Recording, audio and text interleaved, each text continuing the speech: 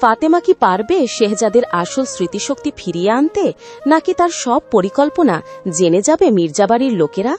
অন্যদিকে রিশাদ কি শেহজাদের বিপুল সম্পত্তি নিজের নামে করে নিতে সফল হবে, নাকি ঠিক সেই মুহূর্তেই শেহজাদের আসল পরিচয় প্রকাশ পাবে?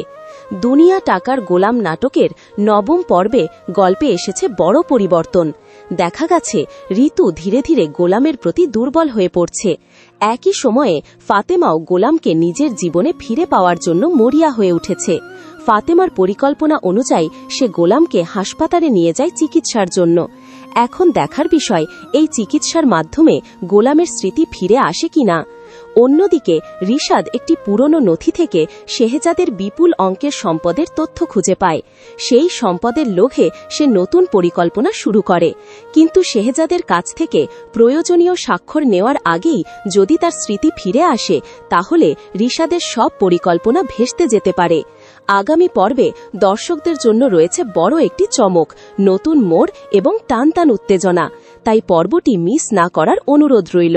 ভিডিওটি ভালো লাগলে লাইক, কমেন্ট এবং সাবস্ক্রাইব করতে ভুলবেন না। সবাই ভালো থাকুন, সুস্থ থাকুন।